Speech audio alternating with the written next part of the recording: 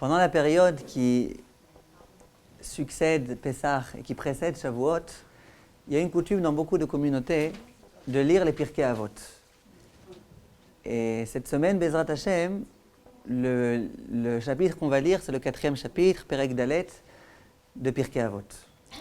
Et dans ce Perek, il y a un très grand rave qui s'appelle Ben Azai et qui nous donne un enseignement très important.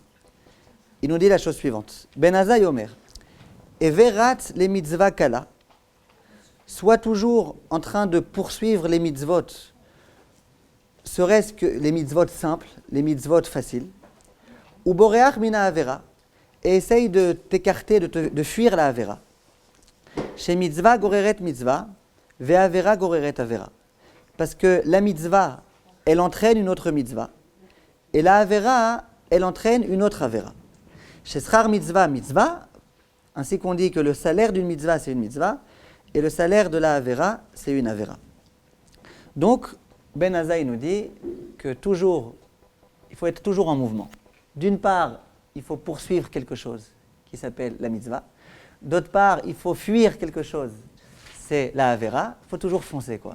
Quoi qu'il en soit, toujours, on a un objectif à atteindre et on doit fuir notre ennemi qui, sans arrêt, nous pourchasse. Il y a une question très intéressante qui se pose concernant les Pirkei Avot. C'est le Meiri qui la pose. Le Meiri dit, on commence les Pirkei Avot en disant Moshe kibel Torah misinai, umsara li Yoshua, vi Yoshua li zkenim, uzkenim li nviim, unviim esarua l'anshek neset hagedola. Avant même de commencer les Pirkei Avot, il y a un préambule assez long dans lequel on nous expose la façon dont la Torah a été transmise. On nous dit Moshe a reçu la Torah du Sinaï, ça veut dire de Hachem. Ensuite, il l'a transmise aux anciens. Les anciens, ils l'ont transmise aux prophètes. Et les prophètes aux sages de la grande assemblée. Et puis finalement, une fois qu'on a fait toute cette longue introduction, on nous dit allez, Pirkei Avot. Shlosha dvarim, et vous zerim badin, vamilut talmidim arbe, vasu seyag la Torah. Dit le Meiri, je ne comprends pas. Le Shas, les Mishnayot, elles ne s'ouvrent pas par la Masechet Pirkei Avot. Elles s'ouvrent par la Masechet Brachot.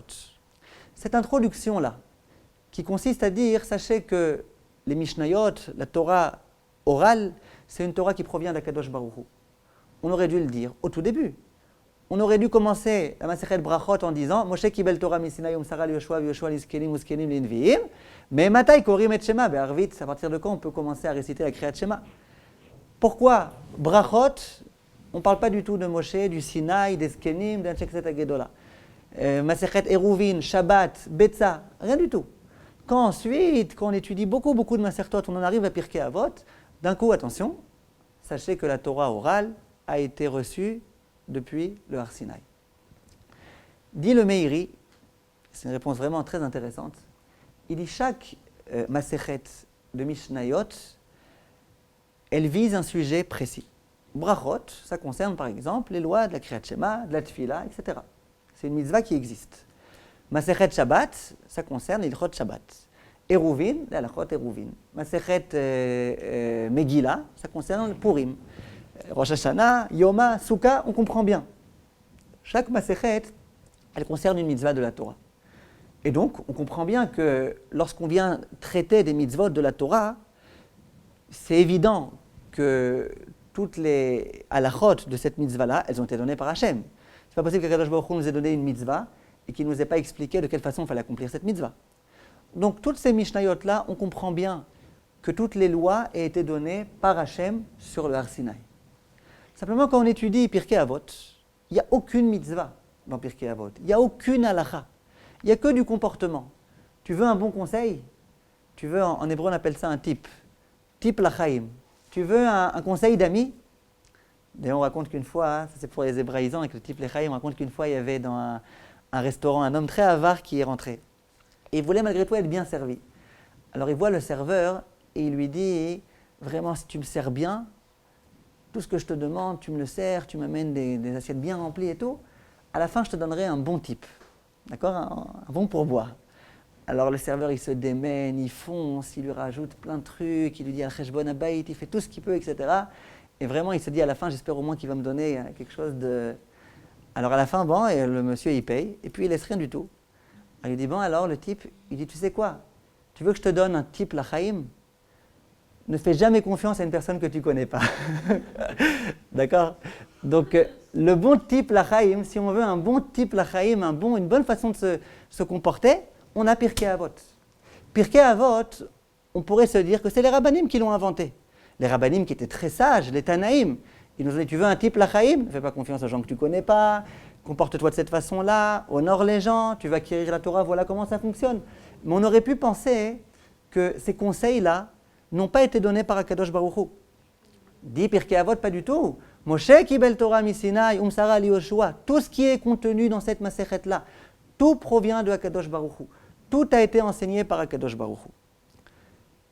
Il faut donc qu'on essaye de comprendre où est-ce que cette Mishnah-là va accomplir les mitzvot et qu'une mitzvah entraîne une autre mitzvah, que l'accomplissement d'une avera entraîne une autre avera. Où est-ce que ça se trouve dans la Torah? Où est-ce que c'est contenu? La paracha qu'on va lire cette semaine, Bezrat Hashem, la paracha de Bechukotai, il va y avoir quelques brachot magnifiques et il va y avoir malheureusement toute une série de malédictions. Et vraiment, ça donne la chair de poule quand on entend ces malédictions qu'on se trouve au Beth Knesset. Je vous avais même raconté une fois qu'il y avait un homme, et ça c'est pas une blague, c'est un rav qui m'a raconté, qu'il y avait un homme qui n'était pas très religieux. Mais il allait quelques fois au Beth Knesset, c'était très rare. Et un jour, il a voulu commencer à se renforcer. Alors il a été voir son rav, il me l'a raconté ce rav. Il dit, Rav, je commence à me renforcer un petit peu, je commence maintenant à manger un peu plus cachère. Qu'est-ce que vous me conseillez maintenant de prendre sur moi? Alors, à un moment donné, le Rav lui a dit, écoute, moi je te conseille, va tous les Shabbats matin au Beth Knesset. Cet homme lui dit, impossible. Il dit, mais pourquoi? Je t'ai demandé des choses plus dures que ça. C'est sympa le Beth Knesset, tu pourras même papoter avec tes amis à l'entrée, à la sortie. Qu'est-ce qu'il y a? Il dit, le Beth Knesset ne m'en parle même pas, surtout pas le Shabbat matin quand il y a la lecture de la Torah. Il dit, pourquoi? Les Botaramim, Marocains, Tunisiens, ce que tu aimes, il y a plein de minyanim, va trouver un minyan qui te plaît. Il dit, surtout pas. Il dit, pourquoi? Il dit, regardez, la vérité jusqu'à présent, à part Kippour, j'allais quasiment jamais au Beth Knesset. J'allais que 2 fois. Pour le Yertzai de mon père, Zichrono Livracha, et pour le Yertzai de ma mère, Zichrona Livracha. Mon père, il est décédé à Parashat Bechukotai. Ma mère, elle est décédée par Parashat Kitavo. Donc 2 fois dans l'année, je me rends au Beth Knesset. Mais j'entends de ces malédictions, mais vraiment, je ne retourne plus jamais au Beth Knesset, moi, à part les fois où je suis obligé. Alors, il dit, c'est pas de ma faute si ton père il est décédé à cette date-là et ta mère à cette date-là. Va n'importe quel autre Shabbat, tu verras, tu entendras des choses absolument magnifiques. En tous les cas, ces malédictions-là, elles risquent de s'abattre sur l'homme parce qu'il n'accomplit pas les mitzvot de la Torah. Ça veut dire quoi, ne pas accomplir les mitzvot de la Torah? La Torah, elle est très claire. Elle dit, d'abord, elle ouvre la paracha en disant, dans quel cas vous recevrez, Bezrat Hashem, les bénédictions? Im bechukotai tishme'u. Si jamais vous accomplissez les mitzvot, que vous suivez mes commandements. Ça veut dire quoi, im bechukotai telechu? C'est peut-être le Rashi le plus connu de la Torah. Shetio amelim batorah. Vous voulez savoir c'est quoi bechukotai telechu? Que vous soyez complètement investi dans la Torah, que vous vous fatiguiez pour la Torah, que vous soyez prêt à du labeur pour l'étude de la Torah, pour l'accomplissement de la Torah. Et c'est quoi l'inverse? Quelle personne se comporte pas bien et mérite donc malheureusement les malédictions? Et écrit dans la Torah explicitement, Ve'im lo tishme'u li, ve'lo ta'asu et kol hamitzvot ha'ele, ve'im bechukotai tim'asu, ve'et kol mishpatai tigal nafshechem, levilti asot et kol mitzvotai, etc. Ça veut dire quoi? Dit Rashi, Ve'im lo tishme'u li, si jamais vous n'écoutez pas, ça veut dire quoi si vous n'écoutez pas? Liot amelim batorah, ve'lada'at midrash chachamim. Si jamais vous n'êtes pas amelim batorah, si vous n'êtes pas prêt à faire des efforts pour la Torah, ça s'appelle déjà déraper. Ça s'appelle déjà ne pas écouter Hachem. Pourtant, j'étudie la Torah. Nous, on serait attendu à ce qu'on dise les malédictions, c'est pour les gens qui n'ont aucun rapport, qui ne croient pas du tout en la Torah. On dit non, si tu étudies la Torah mais que tu n'es pas amel batorah, que tu ne te fatigues pas pour l'accomplissement de la Torah, déjà, tu t'attires la malédiction. Mais attendez, écoutez jusqu'au bout. Ça, c'est le début. Après, il y a écrit, c'est quoi la suite? Alors, Rashi synthétise tout, je vous le dis rapidement. Il dit, premièrement, le problème, la avera qui est commise, c'est l'olamad. Il n'a pas étudié. Ça veut dire qu'il n'a pas étudié avec labeur. Deuxièmement, l'oasa. Il n'a pas accompli les mitzvot. Troisièmement, Moez ba'acherim haosim. Il a en dégoût les personnes qui accomplissent les mitzvot. Quatrièmement, Soné et hachachamim. Il haït les chachamim. Cinquièmement, Monea et ha'acherim. Il essaye d'empêcher les gens d'accomplir les mitzvot. Sixièmement, Kofer ba-mitzvot. Il commence à dire que les mitzvot, elles n'ont pas été données par Hachem et compagnie. Septièmement, Kofer ba-ikar. Dit Rashi, je vous le lis tout de suite dans les mots. Aresheva averot, arishona goreret ashnia, vechen adashvit. Dit Rashi, il y a ici une gradation dans la Torah. La Torah, elle commence à dire si vous n'écoutez pas, ce qui signifie que vous n'êtes pas un Melim Batorah. Après, elle continue à dire, et puis si en plus vous n'accomplissez pas, et puis si en plus vous haïssez les gens qui accomplissent, et puis si en plus, et puis si en plus, si en plus. Dit Rashi, il y a ici une gradation. Tout commence par le fait que lo amal batorah. La personne n'était pas prête à s'investir dans la Torah. Simplement ça a entraîné que la personne finalement, elle n'a pas accompli la Torah. Ça a entraîné finalement qu'elle a haï les personnes qui accomplissaient. Ça a entraîné finalement jusqu'à ce que finalement, conclusion, la personne, elle est kofer baïkar, elle ne croit plus en Kadosh Baruch Hu. Dit Rashi, chez Avera, goreret Avera. C'est les mots explicites ici de Rashi. Ça veut dire que la malédiction, elle ne provient pas que du fait qu'une personne ne se soit pas tuée pour la Torah. C'est pas ça. Ça, c'est que le commencement. D'où ça a commencé? Comment ça se fait qu'il y ait des personnes qui finalement aient blasphémé, qu'il y ait des personnes qui aient renié l'existence d'Akadosh Baruch Hu? Il y a bien eu une origine. Quelle était l'origine? C'est qu'au départ, on n'était pas prêt à s'investir complètement dans l'accomplissement de la Torah et dans l'étude de la Torah.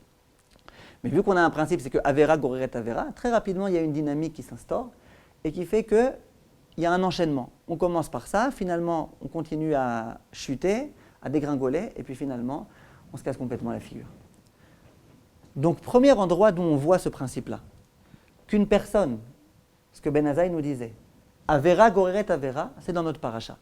Dans notre paracha, on voit ce principe-là, qu'une personne finalement, au tout début, elle était prête à faire plein de choses, étudier même la Torah, mais elle n'était pas prête à s'investir complètement dans la Torah, à faire des efforts pour la Torah. Voilà les conséquences désastreuses qu'il y a, c'est que finalement, rapidement, elle va en venir à être kofer baïkar. On voit... Naramol, être prêt à faire des efforts pour la Torah, à se tuer pour la Torah, à faire des efforts. Concrètement, ça veut dire plein de trucs. Vous avez une mitzvah à accomplir, mais c'est fatigant, il faut sortir dehors, il faut prendre son parapluie, il faut le faire. Pour un homme, c'est l'étude de la Torah. C'est sûr que le Hamal Batorah pour un homme dans l'étude, ça veut dire beaucoup de choses. Bon, mais ça ne vous concerne pas forcément. Mais... Voilà, ça, aussi, c'est vrai que ça aussi, c'est une forme de Hamal, ça, c'est un Hamal intellectuel. Il faut à chaque fois se poser les questions, il faut à chaque fois être prêt. Il ne faut pas renoncer à l'accomplissement de mitzvah dès qu'il y a un petit souci, un petit problème, un petit quelque chose.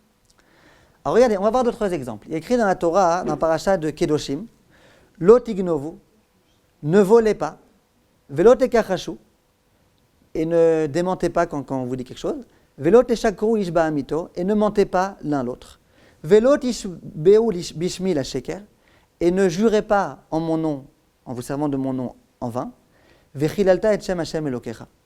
Donc il y a ici encore un enchaînement. Ne volez pas, ne mentez pas, ne jurez pas en vain. Dit Rashi, écoutez bien, im ganavta, si tu as volé, sofra le kachesh. C'est sûr que juste après, tu vas en venir aussi à démentir les réalités. Si tu commences à être mekachesh, sofra le shaker, sofra l'ishava la sheker. Pourquoi? Parce que avera goreret avera. Au tout début, tu as dit, j'ai fait que mentir. Alors d'accord, j'ai fait que voler. D'accord, je suis un voleur. Je suis un voleur, je ne suis pas un menteur. Je ne suis pas quelqu'un qui suis prêt à jurer en mentant, en me servant du nom d'Akadosh Baruch Hu. Dit Rashi, non. Pourquoi il y a écrit là-bas dans la Torah, ne volez pas et ne mentez pas et ne jurez pas en vain? Parce que si une personne commence à voler, automatiquement, inéluctablement, elle va en venir aux autres choses. À nouveau, avera goreret avera. On voit ça aussi dans le premier passouk des Tehilim. Il y a écrit Ashrei ha'ish asher lo halach ba'atzat reshaim. Heureux soit l'homme qui n'a pas été dans les complots des reshaim. Ou bederech hataim lo amad. Donc au début, écoutez bien les termes. Au début, on dit qu'il ne s'est pas rendu là où il y a les reshaim. Après, il y a écrit et qui ne s'est pas tenu là-bas, lo amad. Après, il y a écrit ou bemoshav letzim lo yashav. Et qui ne s'est pas assis là où il y a les moqueurs. Donc au début, on dit qu'il n'a pas été. Ensuite, on dit dans le passouk qu'il ne s'est pas tenu là-bas, ne s'est pas tenu debout. Et ensuite, on dit qu'il ne s'est pas assis. Demande la Gemara dans Avodah Zarah, pourquoi faut tellement insister? David Amelech, il avait autre chose à faire que commencer à faire de la paraphrase. Qui n'a pas été, qui ne s'est pas tenu debout, qui ne s'est pas assis, parle-moi aussi de cloche-pied, le poirier, qu'est-ce qui se passe là? Dit la Gemara dans Avodah Zarah, Imalach sofola amod. Au début, il s'est dit, je vais juste aller voir comment ils vont les amis là-bas. Je sais qu'il y a un petit groupe de moqueurs, je vais juste leur dire un petit bonjour. Je vais, et puis après, je m'en vais tout de suite. Si au début, tu t'es dit, je vais, sofola amod. La semaine prochaine, qu'est-ce qu'il va faire? Il va vraiment se trouver là-bas, il va rester là-bas. Ve'imamad sofol eshev. Et puis si le jour où il commence à se dire, c'est pas très grave finalement, je vais être debout, je vais pas m'asseoir. Je vais être debout, je vais garder une certaine distance avec eux. Mais si tu commences comme ça, finalement, tu vas t'asseoir avec eux. Ve'im yashav, sofo la lutz. Et puis si jamais tu t'installes, finalement, toi aussi, tu seras l'un des moqueurs. À nouveau, la même idée, avera goreret avera. Tu commences avec un petit quelque chose, et puis finalement, tout finit mal. Bientôt, ça va être la fête de Shavuot. Et dans toutes les communautés du monde, on va lire la Megillat Ruth. La Megillat Ruth, elle commence avec l'histoire de ce Elimelech. Dit la Gemara, concernant Elimelech et concernant ses enfants, Machlon et Chilion, dit la Gemara que c'était des Gdolé Ador. C'est un peu surprenant.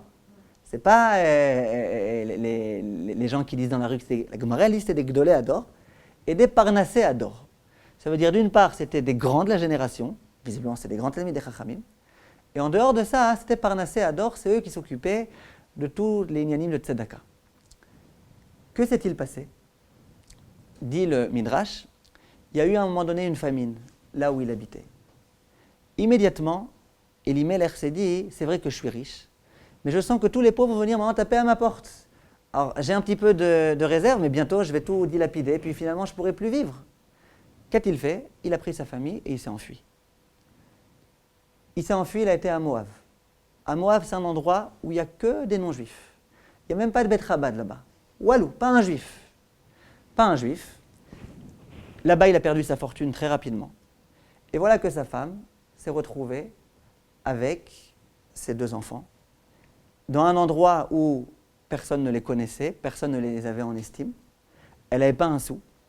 Et vous imaginez que, finalement, très rapidement, ses enfants, Machlon et Chilion, se sont mariés avec des non-juifs, des Moaviotes. Il y a écrit explicitement dans les Midrashim qu'il n'a même pas essayé de les convaincre à se convertir. Pas du tout. Pourquoi ils n'ont pas essayé? Parce qu'à l'époque, à cette époque-là, on n'avait pas le droit de se marier avec une Moavia. Même si jamais elle s'était convertie, ça aurait servi à rien. Donc ils se sont dit à quoi ça sert. Donc ils se sont mariés avec des non-juifs. Ces personnes-là, qui étaient des Gdolé Ador, qui étaient des Parnassé Ador, que s'est-il passé avec eux finalement? On connaît l'histoire. Ils sont mariés avec des non-juifs. Et ça n'a pas été très joyeux tout ce qui s'est passé avec eux. Il y a une question qui se pose. Machlon, d'ailleurs, on dit que Machlon, ça vient du terme choulin. Choulin, ça veut dire ils se sont fait profaner. Ça veut dire quoi? On sait que le juif, il est kadosh. Ve'atem tiyulim mamlechet kohanim ve'goy kadosh. Quand un juif se marie avec une non-juive, eh ben, il profane. Dit Chazal, qu'est-ce qui se passe ici? Comment c'est possible que des hommes, dont on dit que c'était des Gdolé Ador, comment ça se fait que d'un coup, ils aient complètement chuté? Cette question, c'est le Chida qui la pose. Et le Chida, il répond de la façon suivante. Il dit, lorsqu'il y a eu la famine, et que les pauvres avaient besoin de Elimelech, qu'est-ce qu'il fait? Elimelech, il commence à s'angoisser. Qu'est-ce que je vais faire? Comment je vais les nourrir? C'est pas possible, je vais perdre tout mon argent, etc. Premièrement, il ne savait pas ce qui était écrit dans la Gemara explicitement. En adam me'ani min tzedaka. Une Gemara explicite. On ne peut pas devenir pauvre du fait qu'on donne la tzedaka. C'est-à-dire que si un jour vous rencontrez quelqu'un qui vous dit « Moi j'ai fait faillite parce que j'ai donné trop de tzedaka », sachez que c'est du mensonge. Il ne connaissait pas une autre Gemara dans laquelle il y a écrit que lorsqu'une personne voit qu'elle commence à avoir des problèmes financiers, il faut qu'elle donne la tzedaka, tout le contraire de ce qu'on pense. Un jour, on va voir les gens, on leur dit « Vous voulez faire une Horat Keva? En ce moment, la situation elle est difficile. » Mais la Gemara, elle ne dit pas ça. La Gemara, elle dit « La situation est difficile. » Au contraire, c'est le moment donné si tu veux que ça reprenne. Et il y a des histoires, ce n'est pas le moment maintenant parce que je ne veux pas parler de ça, des histoires où vraiment les gens ils racontent qu'ils ont vu ça explicitement. Donc, qu'est-ce que tu t'angoisses, Elimelech? Il y a la famine, c'est vrai. Tu n'as pas beaucoup d'argent, c'est vrai. Tu ne sais pas comment tu vas t'en sortir.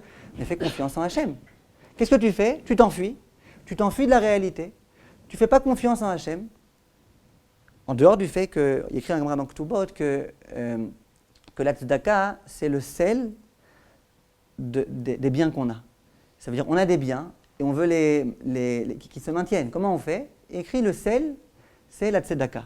Ça veut dire quoi le sel? Le sel, en général, c'est pour conserver la viande. Écrit que le sel, Melach écrit là-bas, le sel de la fortune, c'est... Donc, ils ne connaissaient pas tout ça. Il dit, mais de quoi tu t'angoisses? Pourquoi maintenant tu fermes la porte devant les pauvres? Tu leur dis, débrouillez-vous tout seuls. Ma corépo. Dit le Chida, tout a commencé de là. Tu fermes la porte aux pauvres, tu ne veux pas t'occuper d'eux, tu t'enfuis, tu penses que tu pourras mieux réussir ailleurs? Tout a débuté de là. Et étant donné que Avera Goreret Avera, de là, finalement, tu vas voir tes enfants se marier avec des non-juifs. C'est dur à dire, mais comme ça, le Chida dit. Donc on voit à nouveau cette idée-là que Avera Goreret Avera. Il y aurait beaucoup d'exemples à vous donner, mais j'aimerais continuer un petit peu. On pourrait parler de ça pendant 2 heures. Tous les exemples qu'on voit dans la Torah, combien Avera Goreret Avera? Pour donner qu'un exemple, dans l'exemple avec le Mishpat de Shlomo. On connaît cette histoire-là avec Shlomo et les 2 femmes et le bébé. Alors Shlomo, qu'est-ce qu'il dit? Il dit, on va couper le bébé en 2, et puis comme ça, chacun hatsi, 50-50. Alors la vraie mère, elle dit non, surtout pas, je préfère que l'autre mère, elle la prenne, mais surtout ne tuez pas mon bébé. Alors que la première, elle dit non, il n'y a pas de problème. Tu veux hatsi, il n'y a pas de problème. Shlomo Amelech demande le Rav Shmulevitch, d'où il savait ça? Shlomo Amelech était très chacham.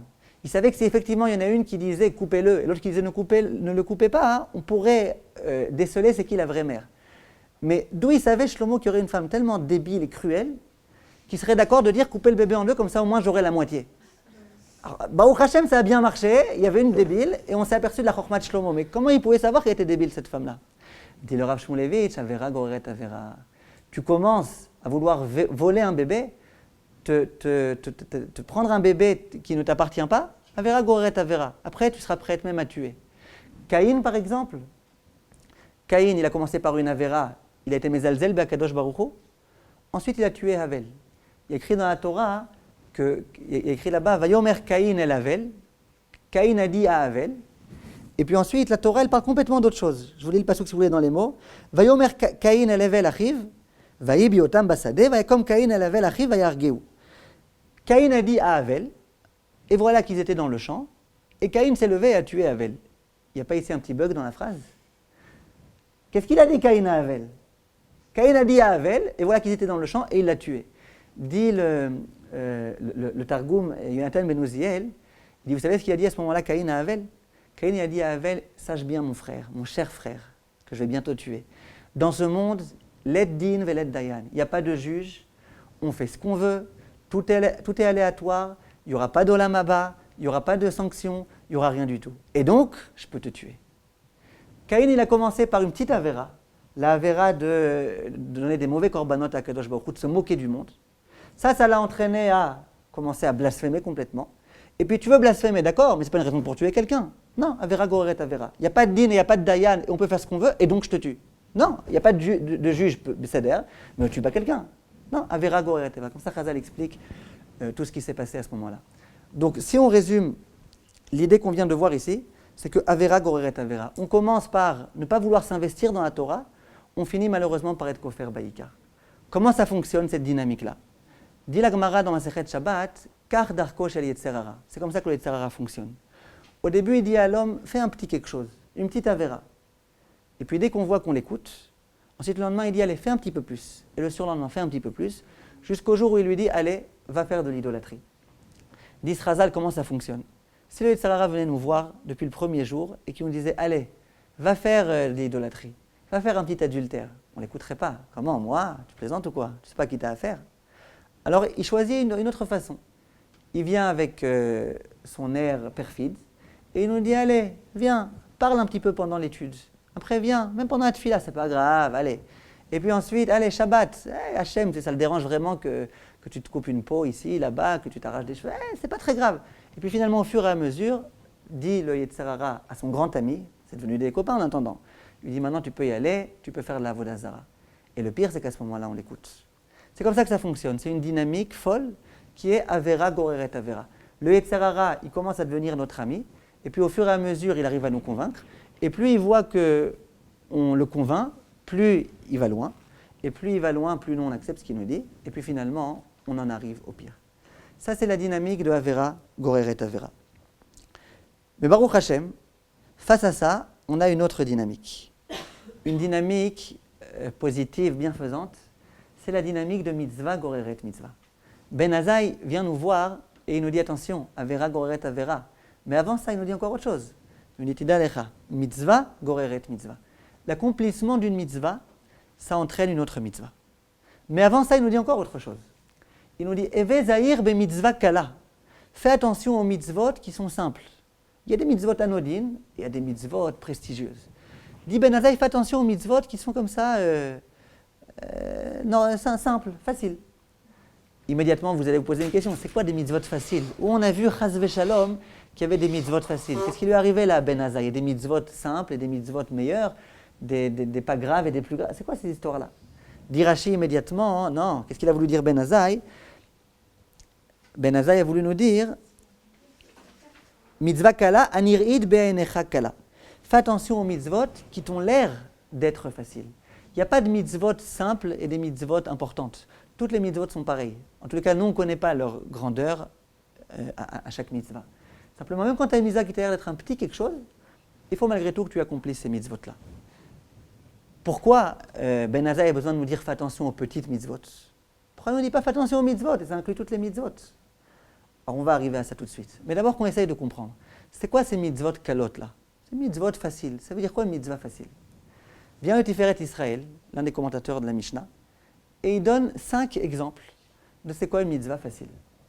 Premier exemple, dit le Tiferet Israël, c'est les mitzvot qui prennent pas beaucoup de temps et qui ne demandent pas non plus une fatigue physique importante. Par exemple, je vais vous donner un exemple.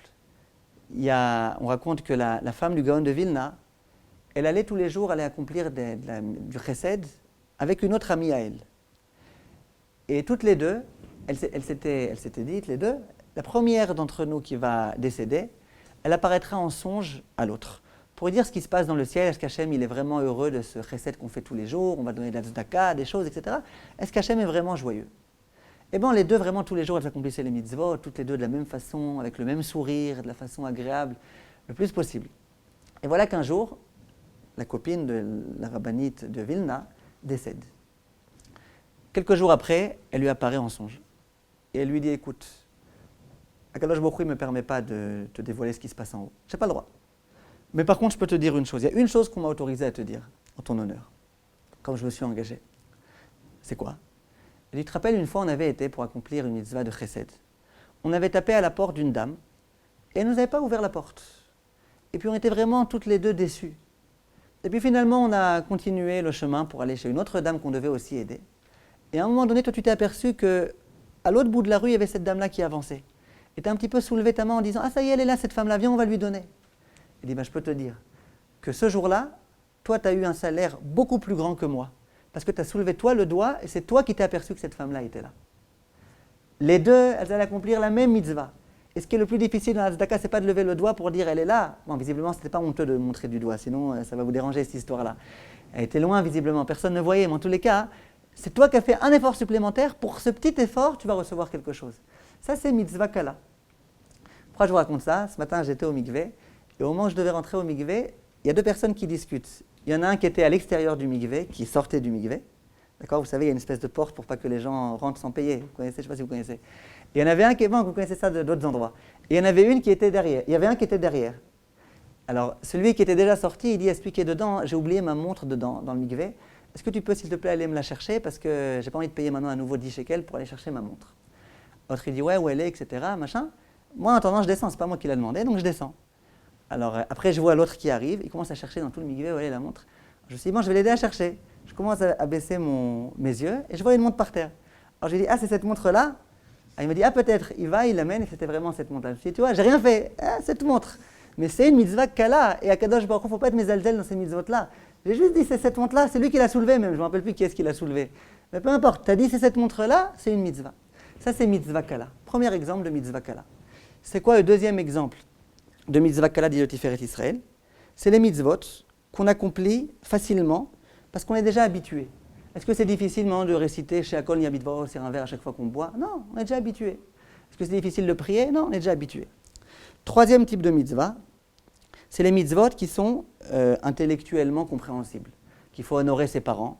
C'est une mitzvah que c'est facile à accomplir parce qu'on la comprend. Même sans la Torah, on aurait accompli ces mitzvot-là. Qu'il faut, par exemple, ne pas tuer, ça on comprend très bien. Ensuite, quatrième type de mitzvot, ça c'est vraiment une mitzvah facile, c'est les mitzvot qui nous procurent un profit. Manger Shabbat, boire Shabbat. C'est une mitzvah, non? C'est une mitzvah kala, c'est une mitzvah qui n'est pas très difficile à accomplir, mais c'est une mitzvah. Cinquième type de mitzvah, c'est les mitzvot où tout le monde nous voit quand on les accomplit. Pression sociale extrêmement forte. C'est pas possible, par exemple, d'aller au Beit HaKnesset sans avoir des tefilines. C'est pas possible d'aller au Beit HaKnesset sans avoir un loulav. Donc quand tu achètes ton loulav, tu l'achètes, entre autres, pour faire le beau gosse. C'est aussi une mitzvah kala. Et si jamais tu n'avais pas de loulav meouda, tu n'oserais pas tellement aller. Donc tu n'accomplis pas cette mitzvah que pour Hachem, tu l'accomplis aussi pour toi-même. Vient Ben Azaï et il nous dit « Eve zahir be mitzvah kala ».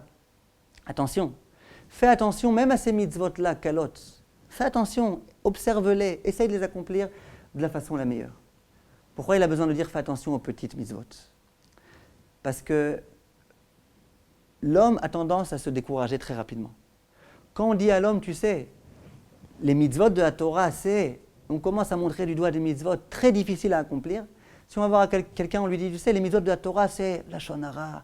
Les mitzvot de la Torah, c'est quand quelqu'un t'a tué, malgré tout, reste silencieux. Les mitzvot de la Torah, c'est... la personne, elle pourrait se décourager. C'est la raison pour laquelle on lui dit, tu sais quoi? Tu vas mettre en marche le processus. Comment on enclenche un processus? C'est pas compliqué. Tu commences par les mitzvot kalot. Les mitzvot kalot, accomplis-les. Mais fais attention. Eve zahir be mitzvah kala. Ça veut dire, au moment où tu vas accomplir ces mitzvot-là, ou de toutes les façons tu les auras accomplis parce que tu comprends qu'il faut respecter et honorer tes parents, ou de toutes les façons tu les auras accomplis parce que c'est un kiff de manger Shabbat, ou de toutes les façons tu les auras accomplis pour tout type de raisons, accomplis-les parce que c'est une mitzvah. Eve zahir be mitzvah kala. C'est une mitzvah kala, mais accomplis ça parce que c'est une mitzvah. Vient Ben Azaï et il nous dit, vu qu'on connaît bien ce processus, qui consiste à mettre en marche un système, une chaîne qui va faire automatiquement avancer les choses, tu vas accomplir une mitzvah, ça va t'emmener vers une autre mitzvah, qui va t'emmener vers une autre mitzvah. Il faut que tu commences comme ça. Et par quoi tu commences? T'inquiète pas. Tu commences même par les petites mitzvot, que de toutes les façons tu aurais accomplies, c'est de cette façon-là qu'il faut qu'on fonctionne. Donc si on veut, Be'ezrat Hashem, pouvoir bien vivre dans la Torah, pouvoir être dans une dynamique de progression, il n'y a pas le choix. Il faut nécessairement qu'on commence à accomplir des mitzvot. Pas forcément les mitzvot les plus difficiles, même des petites mitzvot. Mais étant donné que la petite mitzvah elle va me conduire vers une autre mitzvah, qui va me conduire vers une autre mitzvah, vers une autre mitzvah, finalement on pourra réussir à accomplir plein de mitzvot, même des mitzvot très difficiles, et ça ne nous dérangera déjà plus. Mais simplement, il faut être ratz. Ça veut dire quoi ratz? Il faut courir. Il faut courir très rapidement. Il faut montrer que ces mitzvot-là, on a envie de les accomplir. Et ça, on le fait en courant. Voilà ce que Chazal nous enseigne de façon explicite. Question qui se pose. Comment l'homme sait où est-ce qu'il se trouve? Comment je sais, moi, si je suis dans une dynamique de mitzvah, dans une dynamique de Avera? Comment je peux m'introspecter un petit peu? Alors là, il y a un enseignement fabuleux du Rav de Slonim que je voulais partager avec vous et on s'arrête sur cette idée-là. Il y a une Gemara dans la Masechet Avodah Zara qui raconte un épisode tragique. Lorsque Rabbi Yossi ben Kisma est tombé malade, finalement d'ailleurs, il n'a jamais guéri de cette maladie, il y a un de ses élèves qui est venu lui rendre visite. Cet élève-là, il s'appelait Rabbi Hanina ben Teradion. Rabbi Hanina ben Teradion, comme on sait, c'est une des personnes qui finalement a été exécutée, l'un des 10 martyrs. Et Rabbi Hanina ben Teradion est venu lui rendre visite. Au moment où il lui a rendu visite, au lieu que Rabbi Yossi ben Kisma l'accueille avec un grand sourire, immédiatement il a commencé à le réprimander. Il lui dit, t'es pas au courant que l'empire de Rome, c'est un empire qui est super puissant? Et si Hachem leur a donné ce pouvoir, c'est qu'il voulait d'une façon ou d'une autre qu'il ait ce pouvoir. Et tu sais pas qu'ils ont interdit aux Juifs d'étudier la Torah? Comment ça se fait que toi tu continues à enseigner la Torah?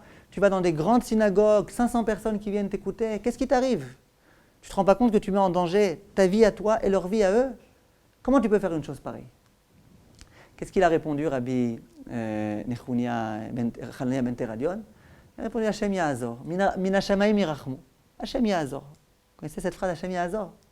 À ce moment-là, au lieu de se contenter de ça, Rabbi Yossi ben Kisma, il lui dit, moi je te parle de choses sérieuses, et toi tu me dis Hachem Ya'azor.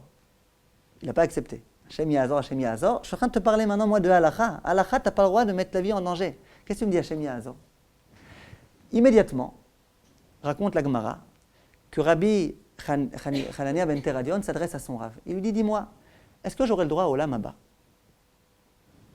Le Rav lui dit, est-ce que tu as accompli aujourd'hui, ces derniers jours, une mitzvah particulière? Il lui dit, oui. Je te dis la vérité, ne dis pas à tout le monde, j'ai accompli une super mitzvah aujourd'hui. Il lui dit, laquelle?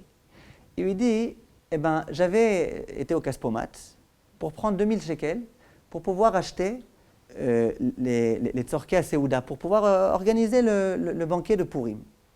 Il dit, maintenant ça c'était dans une poche. Dans l'autre poche, j'avais aussi 2000 shekels qu'on m'a donné pour pouvoir distribuer aux pauvres.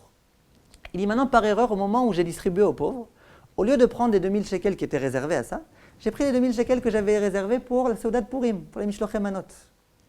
Bon, quand je me suis aperçu que je m'étais trompé, je me suis dit, si Akadosh Baruch Hu a décidé que je me sois trompé, visiblement c'est parce qu'Hachem il veut que je donne et ces 2000 et ces 2000. Alors que d'après la halakha, c'était pas la peine. D'après la halakha, je me suis aperçu que je me suis trompé. J'ai donné 2000. Et bien c'est pas grave que je prenne l'argent de la tzedaka, que je le mette dans ma poche. Il n'y a pas eu de vol ici. Mais moi j'ai voulu être mahmir.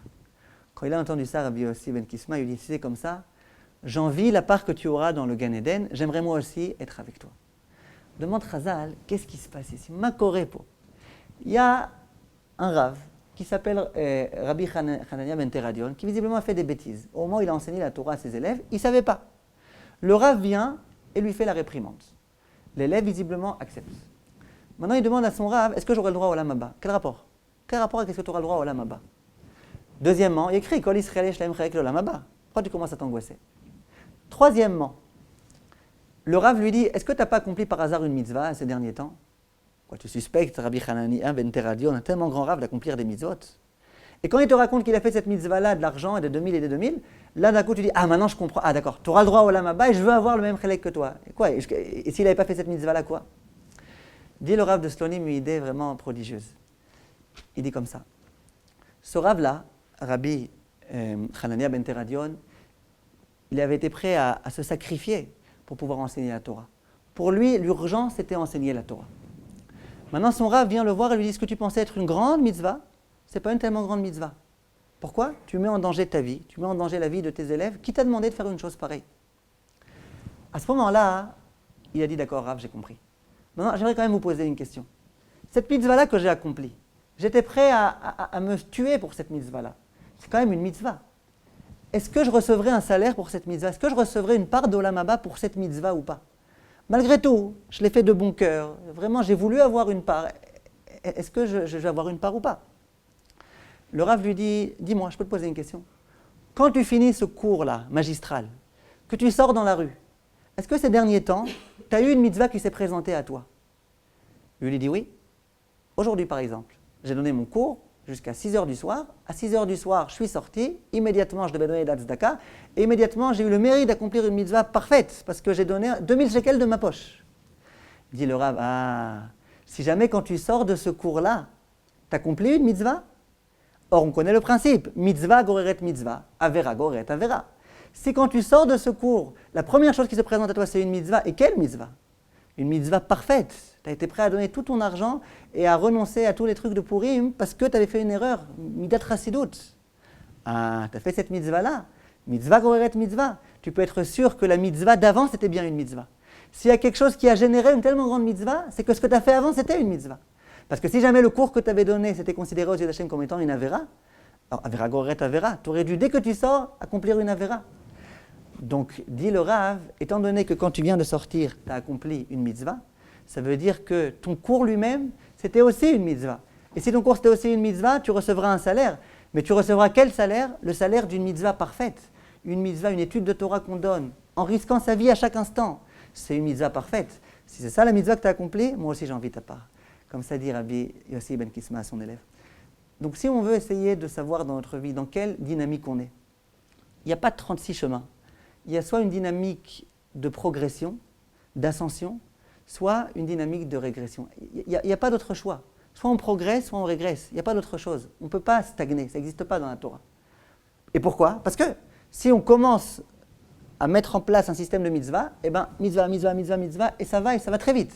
Si jamais on met en place un processus de avera, avera, avera, avera. Donc à nous de nous introspecter. Quand on voit dans notre vie que sans arrêt, Baruch Hashem, on a le mérite d'accomplir des mitzvot, et on accomplit les mitzvot les unes après les autres, et qu'on sort d'un cours de Torah immédiatement, ah voilà, j'ai une mitzvah, et j'ai envie de l'accomplir, et je peux l'accomplir, et rien ne m'empêche de l'accomplir.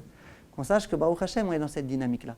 Et qu'on sache que soit on essaye à tout prix de s'inscrire dans cette dynamique-là, soit on risque malheureusement d'être dans l'autre dynamique. Et l'autre dynamique, elle est dangereuse. Parce qu'on commence par étudier la Torah une jambe sur une autre, comme on a l'habitude de dire, et puis finalement on finit par Kofer Baïkar, Chaz v'Shalom les klalot de Parashat Bechukotai. Ça veut dire que ça va très vite après cette dynamique de régression. Donc ce qu'Hachem attend de nous, c'est au contraire, qu'on se serve de cette même dynamique-là dans le sens positif, de mitzvah en mitzvah en mitzvah, qu'on accomplit sans arrêt que des mitzvot, que dès qu'il y a une mitzvah qui se présente à nous, qu'on essaye de l'accomplir. Et ça va très vite ensuite. Il y a un des Admorim qui a été voir une fois le Rav Shapira, le Rav qui a instauré le Daf Yomi. Il lui a dit, dis-moi, quelle mitzvah tu as accompli qui t'a donné le mérite d'instaurer ce Daf Yomi? C'est fou ce Daf Yomi. Ce Daf Yomi, je ne sais pas si vous vous imaginez, mais dans le monde tout entier, le même Daf est étudié par des tas de personnes qui Bekoshi auraient étudié s'il y avait eu ce Daf Yomi. Et en plus, ce Daf Yomi, c'est ça qui permet une artout dans tout le peuple juif. Il y a des personnes, par exemple, qui travaillent à l'étranger. Ils se trouvent ici, en Israël. Il doit se rendre en Chine. Il va en Chine pour ses affaires. Et là-bas, il aimerait bien étudier la Torah. Simplement, il n'y a pas de cours. Qu'est-ce qu'il va faire? Il rentre dans le premier Beth Knesset qu'il trouve, Chabad ou autre. Qu'est-ce qu'on étudie ici? Je ne sais pas, j'ai peur d'être dépaysé. On étudie le même daf que celui que tu as étudié hier à Yerushalayim. C'est fou. Et ça fait qu'il y a de l'union. Le peuple juif tout entier étudie le même daf. Il faut quand même être costaud pour avoir réussi à insérer dans tout le peuple juif cette mitzvah, j'allais dire, qui s'appelle le Daf Yomi, l'étude du Daf Yomi. Vient le Hadmor de Torshov, je ne sais pas comment il s'appelle, et il demande à ce Rav-là, quelle mitzvah t'as fait pour avoir le mérite d'instituer ça? Il dit, je vais te dire la vérité. Il y avait une grande assemblée de juifs en Chutz La'aretz, et j'ai proposé l'idée, et Baruch Hashem, elle a été acceptée. Très bien, ça j'ai compris. Et c'est pour ça que je te demande. Je te demande, quelle mitzvah t'as accompli avant qui t'a donné ce mérite-là? Parce qu'on a un principe, mitzvah goreret mitzvah. Si tu as eu la bracha, de pouvoir insérer une mitzvah tellement grande, à un tellement grand niveau, visiblement, c'est que d'abord, tu as eu un acte méritoire, une mitzvah, qui a entraîné ça. Et c'est ça que je te demande. Donc, Bezrat Hashem, qu'Hashem nous aide à sans arrêt dans une dynamique de progression, une dynamique de mitzvah, et qu'on sache, il faut être mezalzel, aucune mitzvah. Un petit comme ça, un petit sourire à quelqu'un, on aide un enfant à traverser la rue. Ah, mais de toutes les façons, je devais traverser. Qu'est-ce que j'ai fait? J'ai rien fait. Tu as fait une mitzvah. Sois mechaven que tu fais les shem mitzvah aussi. Et de cette façon-là, Bezrat Hashem, on pourra aller sans arrêt d'une mitzvah à une autre, comme écrit les Talmidei Chachamim, Olchim Michaïl El Chaïl. Ils vont d'une guerre à une autre, d'une mitzvah à une autre, une mitzvah, une autre mitzvah, une autre mitzvah, et que notre souci dans notre vie soit sans arrêt d'accomplir le plus de mitzvot possible, de la façon la meilleure possible, Bezrat Hashem.